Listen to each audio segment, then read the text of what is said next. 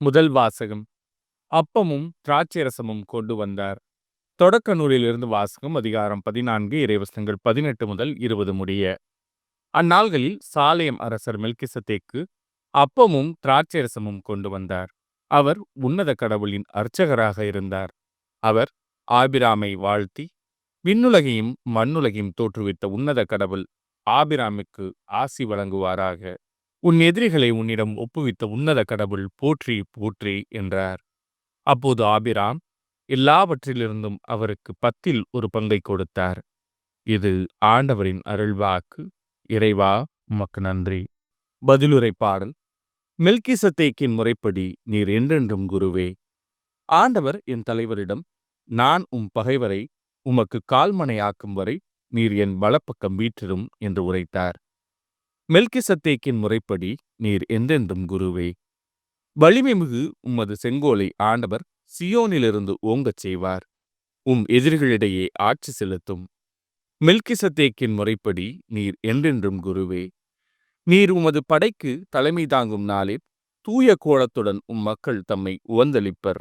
வைகரை கருவுயிர்த்த பணியைப் போல உம் இளம்பீரர் உம்மை வந்தடைவர்.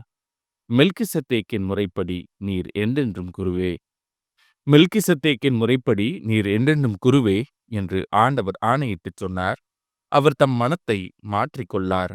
மெல்கிசதேக்கின் முறைப்படி நீர் என்றென்றும் குருவே. இரண்டாம் வாசகம்.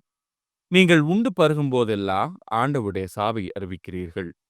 திருத்துதர் பவுல் கொரிந்தியருக்கு எழுதிய முதல் திருமுகத்திலிருந்து வாசகம். அதிகாரம் 11, இறைவசனங்கள் 23 முதல் 26 முடிய. சகோதரர் சகோதரிகளே, ஆண்டவரிடமிருந்து நான் எதை பெற்றுக்கொண்டேனோ அதையே உங்களிடம் ஒப்படைக்கிறேன். அதாவது, ஆண்டவராகிய இயேசு காட்டிக் கொடுக்கப்பட்ட அந்த இரவில் அப்பத்தை எடுத்து கடவுளுக்கு நன்றி செலுத்தி அதை பிட்டு, இது உங்களுக்கான என் உடல், இதை என் நினைவாகச் செய்யுங்கள் என்றார். அப்படியே உணவருந்திய பின் கிண்ணத்தையும் எடுத்து, இந்த கிண்ணம் என் இரத்தத்தால் நிலைப்படுத்தப்படும் புதிய உடன்படிக்கை. நீங்கள் இதிலிருந்து பருகும் போதெல்லாம் என் நினைவாக இவ்வாறு செய்யுங்கள் என்றார். ஆதலால் நீங்கள் இந்த அப்பத்தை உண்டு கிண்ணத்திலிருந்து பருகும் போதெல்லாம் ஆண்டவருடைய சாவை அவர் வரும் வரை அறிவிக்கிறீர்கள்.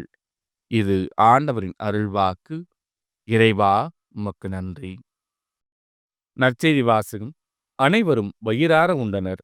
லூக்கா எழுதிய தூய நற்செய்தியிலிருந்து வாசகம். அதிகாரம் 9, இறைவசனங்கள் 11 முதல் 17 முடிய.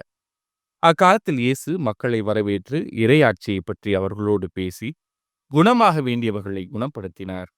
பொழுது சாயத் தொடங்கவே 12 அவரிடம் வந்து, இவ்விடம் பாலை நிலமாயிற்றே, சுற்றிலும் உள்ள ஊர்களுக்கும் பட்டிகளுக்கும் சென்று தங்கவும் உணவு வாங்கிக் கொள்ளவும் மக்கள் கூட்டத்தை அனுப்பிவிடும் என்றனர்.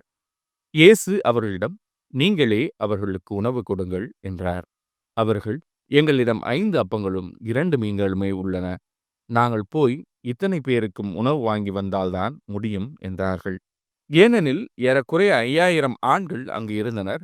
இயேசு அவருடைய சீடர்களை நோக்கி, இவர்களை 50 பேராக பந்தியில் அமரச் செய்யுங்கள் என்றார். அவர் சொன்னபடியே அனைவரையும் அவர்கள் பந்தியில் அமரச் செய்தார்கள்.